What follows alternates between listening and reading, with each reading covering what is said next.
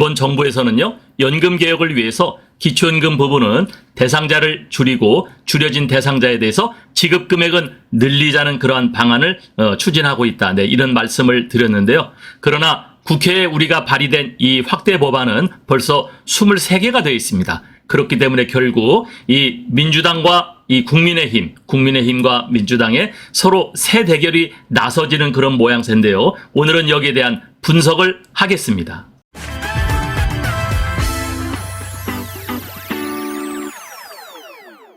기초연금을 줄여야 하나 늘려야 하나.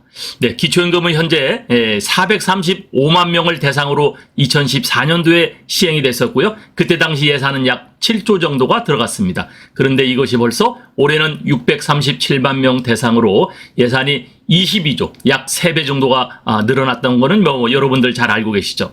자, 그런데 이거를 과연 정부의 안대로 줄여야 하나, 이거를 또 늘려야 하나. 그 키는 바로 국회가 갖고 있는데요. 과연 우리 기초연금은 어떻게 될지 굉장히 우리 많은 관심을 갖고 있습니다. 자, 기초연금을 늘리자는 법안이 23개다. 여야 의원들이 발의해서 국회에 쌓여있는 기초연금 개정 법안이 벌써 23개입니다.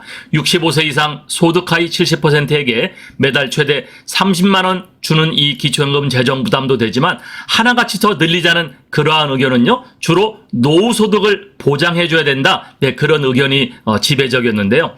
기초연금에 이 들어가는 돈은 가만히 둬도 무섭게 불어나죠. 올해 637만 명에게 22조 원이 넘게 지급됩니다.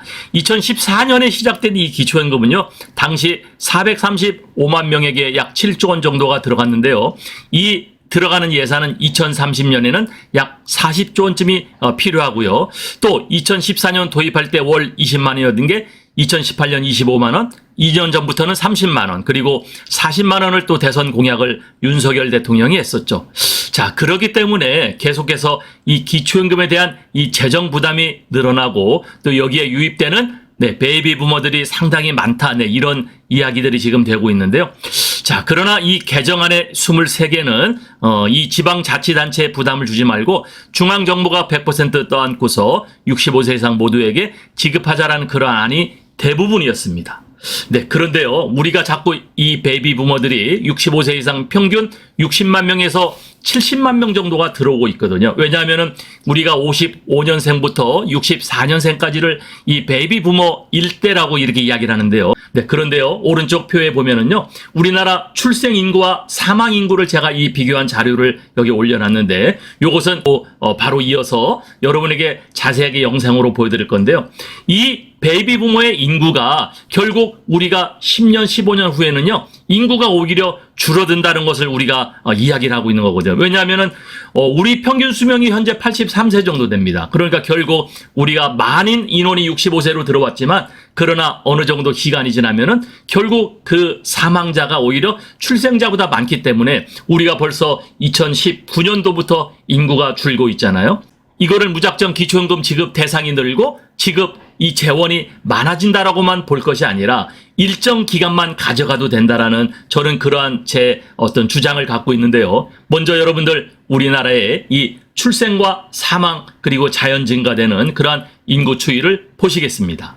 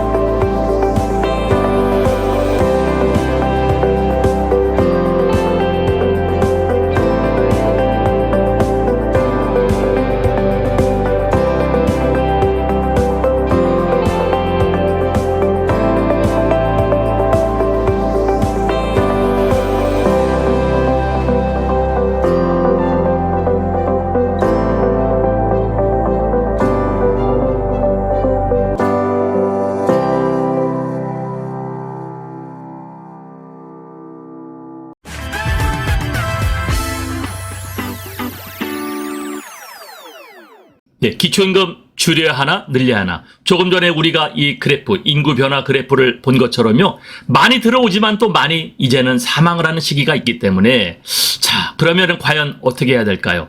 23개 법안 중 민주당은 16개가 발의가 됐고요. 국민의힘에서는 7개 발의가 됐는데 이 16개는 확대 법안입니다. 그리고 가장 빨리 개정하자고 하는 것은 2026년부터 시행하자라는 그러한 것이었는데요. 자, 기초임금은 재정 부담을 덜기 위한 방안으로 이 직역연금이죠. 공무원 사립학교 교원연금 등을 받으면 여기는 제외가 되죠. 그리고 부부가 함께 받으면 20%가 깎이고 그래도 22조 원이 넘는데 이러한 연계감액 제도도 없애자는 개정안이 약 10여 개가 현재 발의가 됐습니다. 기초연금을 덜 받거나 못 받는 국민연금 가입자의 역차별 해소가 필요하다는 지적 등은 일리가 있죠. 네, 그렇습니다. 현재 미지급자 30%는 무엇 때문에 지급하지 않는 거죠? 그렇습니다. 당신들 재산이 있기 때문에 당신들 어느 정도 살만하잖아. 그래서 지급하지 않는다는 건데요. 그러나 여기에 대한 이 해소가 필요하다. 우리가 2014년도에 이 제도가 시행될 때는 예산 때문에 그랬었거든요. 그런데 이 다들 이렇게 법안이 많이 발의가 됐지만 여기에 들어가는 재정 부담은 여기에 구체적으로 언급하지 않았다라는 그러한 지적을 하고 있는 거거든요. 야당인 더불어민주당 의원들은요. 70%인 16개가 발의됐습니다. 그중 3개는 65세 이상이면 모두에게 기초연금을 지급하는 확대 법안 발의고요. 또 노후빈곤의 위험이 적지 않은 또 소득 항이 30%까지도 100% 지급하자는 거죠. 2021년 9월 고영인 의원 등이 16명이 발의했고요. 올해 3월에는 김남국 의원 또 얼마 전에는 김경업 의원 등이 이 노인 복지에 대한 수요에 비해 턱없이 부족한 실정이라면서 65세 이상 전면 지급을 하자. 그러면서 2026년부터 앞당겨 시작하자라는 그러한 개정안도 냈습니다. 부탁의 말씀 드립니다. 여러분께서 눌러주시는 이 구독과 좋아요는요, 매주 영상을 만드는데 큰 힘이 됩니다. 여러분 꼭 응원해 주시길 부탁드릴게요.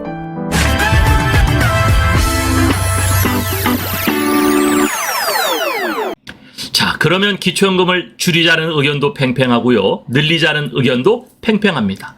자, 국회의원도 책임 있는 법안을 발의해야 되고 특히 이 법안 발의할 때는 재원 조달 방안 의무화가 필요합니다. 네, 여러 가지 입법안이 나왔어요. 기초연금만 봐도 23개가 지금 나와 있거든요. 그런데 이 23개 법안 중에 재원 조달 방안이 함께 나와 있는 것은 하나도 없었습니다. 네, 얼마 전에요. 나라 살림을 맡고 있는 추경호 기획재정부 장관 겸 경제부총리가 2016년도와 2022년도에 이러한 내용의 국회법 개정안을 발의했거든요. 자, 우리가 입법안을 발의할 적에는 여기에 들어가는 예산 계획도 함께 우리가 발의를 하자. 네, 그런데 통과되지 않았어요. 그래서 예를 들면요, 10만 원씩 나눠드립니다라는 법안을 발의한다고 할 적에 이 10만 원씩 발의하는 것에 대한 예산은 부가가치세를 조금 올린다. 아니면은 어떤 지역의 건설을 조금 미룬다. 이러한 재원 대책을 첨부해야 되는데 이것이 지금 하나도 이루어지지 않거든요. 자, 그런데 어떤 인사는 또 이렇게 얘기했어요. 그래도 대한민국 의원들은 못 막을 거다. 예산이 필요하다면 국채를 찍어서 재원을 마련하자고 할 사람들이 대부분일 거다. 자, 그만큼 여기에 대한 전문성도 떨어지고요. 구체적인 아주 심도 있게 논의를 안 했다는 것이 또 우리가 여기 반증이 되는데요. 이러한 문제가 또 그냥 통과만 된다면 결국은 국민들 세금으로 이게 돌아오거든요. 네, 그래서 국회의원도 이제는 입법 발의할 적에 이 재원 조달 방안이 의무화가 필요하다는 것까지 여러분에게 말씀드리는데 정말 공감이 가는 그러한 내용입니다. 자, 그렇다면 지금 기초연금을 줄이자는 이야기가 있고요. 늘리자는 이야기가 있고 정부는 줄이자는 의견을 국회에 제출하겠다고 하는데 과연 어떤 것이 맞을지 여러분들도 한번 판단했으면 좋겠습니다. 오늘의 영상 결론인데요. 기초연금을 줄이자는 그런 의견이죠. 이거는 재정 안정화를 가져가자라는 겁니다. 네, 어느 것 하나 축소나 확대가 틀렸다고 맞았다고 또 잘못됐다고 이야기할 수는 없습니다. 자, 축소는 재정 안정화를 가져가자. 우리나라의 베이비 부머가 한 해 6, 70만 명이 들어오기 때문에 여기에 들어가는 예산이 상당하기 때문에 국가가 이거를 부담하기가 버겁다. 네, 그래서 이걸 줄이자는 건데요. 그래서 하위 40%의 두텁게 보장을 하자. 기초연금 재원이 줄어든다는 얘기거든요. 그렇다면은 이 30% 받다가 못 받는 이 탈락자들에 대해서는 이 정치적 저항이나 불공정성이 더욱 커지죠. 그렇게 되면은 미지급하는 사람이 60%가 되잖아요. 이거는 보편적 복지에서 선택적 복지로 갑자기 바뀌게 되는 거기 때문에 여기에 대한 어떤 불만감이나 저항이 굉장히 큽니다. 또 정치적인 문제가 따르기요. 또 기초연금을 확대하자는 의견. 이거는 반대로 예산에 대한 문제가 있죠. 네, 노후보장 강화를 해야 된다. 네, 그렇게 주장을 하는 건데요. 재정 확대가 부담입니다. 재정이 부담되는 거죠. 자, 100% 지급하되 이 재정의 문제는 차등 지급으로 조정하면 어떻겠느냐. 네, 이런 의견이 좀 있었고요. 또 저도 이렇게 주장을 했었는데요. 자, 그러나 법안 입법은 국회의원의 권한입니다. 네, 법을 통과시키냐, 통과시키지 못하느냐는 국회의원들의 권한인데, 그러나 대통령은 또 거부권을 가질 수가 있죠. 그렇기 때문에 지금 내년 이 총선에서 과연 기초연금이 축소될까, 확대될까, 여기에 양당이 이제 당운을 걸고 치열하게 이제 새 대결을 펼칠 모양인데요. 여기에 제가 여러분들에게 하나 더 부탁하는 것은 선심성 공약에는 우리가 휘둘리지 말아야 될 것입니다. 네, 한다고 해놓고 하지 못하는 경우가 상당히 있었거든요. 그렇기 때문에 우리가 과연 무엇이 옳은 것인가를 잘 보시고 정확하게 판단해야 되는데, 제가 이 K연금이란 말을 썼어요. 우리나라가 이 K문화, 또 우리가 K컬처, K영화, 뭐 여러 가지들이 전 세계적으로 한국에 대해서, 코리아에 대해서 지금 대단한 관심과 인기, 그리고 그 성과를 높이 취합니다. 그래서요, 이 기초연금 부분도 정말 한국인만이 갖고 있는 어떤 지혜로운, 새로운 계획을 우리가 찾아서 이것을 우리 65세 이상 노인들에게 지급을 하고, 또 불공정성을 해소하고, 또 재정 부담도 일부 다른 것에서 보충을 하고, 네, 이러한 정말 지혜로움이 있었으면 좋겠다는 생각인데요. 오늘은 여야가 새대결을 펼친다는 말씀을 드렸습니다. 기초연금 벌써 확대 법안만 23개가 발의가 됐는데, 과연 이것이 줄여야 되나 늘려야 되나 새대결에 벌써 나서고 있다라는 말씀을 드렸습니다. 여러분 가볍게 보지 마시고요. 정말 여러분들 판단을 잘 하셔서 우리나라도 든든히 세워지고 기초연금도 지혜롭게 펼쳐지는 우리 행복한 대한민국이 되었으면 좋겠습니다. 감사합니다.